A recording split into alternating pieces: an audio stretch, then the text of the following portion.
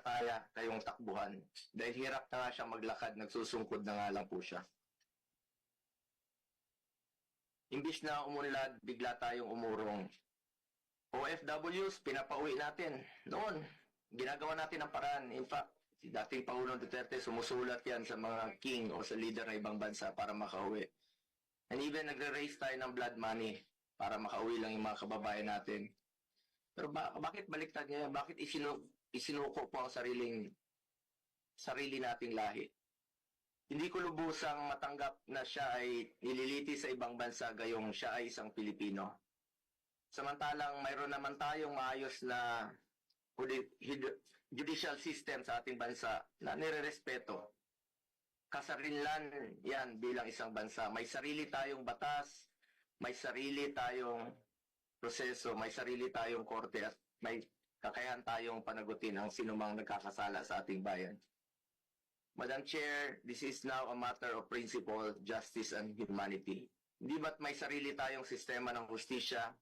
Kapag may Pilipinong nagkasala, dapat tayo po ang husga. We must protect our citizens and we must stand as one. Dagdag pa dito, Madam Chair, mula noon hanggang ngayon, naninindigan naman po si Solicitor General Minardo Guevara na walang jurisdiction ng ICC sa ating bansa. Kung consistent po ang gobyerno sa posisyon na ito na hindi kilalanin ang jurisdiction ng International Criminal Court, bakit hinayaan po nitong ma-implement ng warrant of arrest ang Interpol mula sa isang korte na hindi naman natin kinikilala? Kung wala naman talagang jurisdiction at may warrant of arrest ang Interpol o ICC, sana binigyan muna ng pagkakataon ng gobyerno through the proper authority like judicial court na i-verify o suriin ang validity ng arrest sa warrant. Ang issue na ito ay hindi lamang para kay Pangulong Duterte. Ito ay mahalagang usapin sa soberanya ng Pilipinas ang nakataya dito. Alang-alang sa ating mga bayaning nagbuwis ng buhay upang makamit lang ang ating kalayaan. Alang-alang sa ating ngayon na patuloy na inaalagaan ang ating soberanya upang ang ating mga anak at mga anak ng ating mga anak ay mamumuhay ng isang bansa na malaya at nirespeto ng ibang bansa.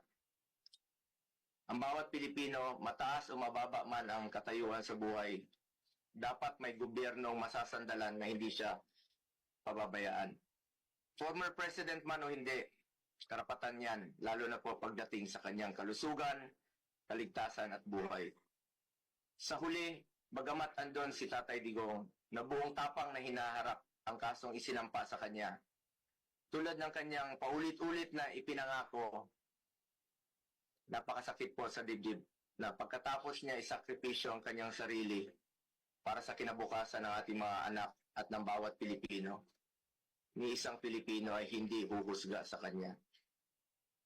Imbis na ibigay sa Pilipino ang paghusga sa mga ginawa ni dating Pangulong Duterte na paglaban sa droga at kriminalidad, sadly, hindi po ganun ang nangyari. Sabi ko nga, para sa akin, Pilipino po ang dapat humusga sa totoong sitwasyon sa bansa. Kung mas nakakalakad na po ba ang ating mga anak noong panahon niya, hindi po nasasaktan, hindi nababastos. Kayo po ang humusga. Pilipino po ang dapat humusga. Minahal tayo ni Tatay Digong. Ginawa niya po ang lahat para sa bayan. Tanda na po siya. Ayaw na nga niyang tumakbong presidente. Pero ginawa niya po ito dahil yan po ang kanyang sinumpaang tungkulin para sa mga kababayan natin Pilipino. Pero ngayon, hindi lang si Tatay Digong ang inialay at ipinamigay ng ating sariling kababayan. Gusto lang inialay at ipinamigay din ito ang karapatan ng Pilipino na husgahan ang ating sariling kababayan at magdesisyon kung ano ang mas makakabuti sa ating bayan. As I said, March 11 was indeed the saddest day in our history. Sana po, hindi na po ito maulit. Marami pong nasaktan na Pilipino. Salamat po. Maraming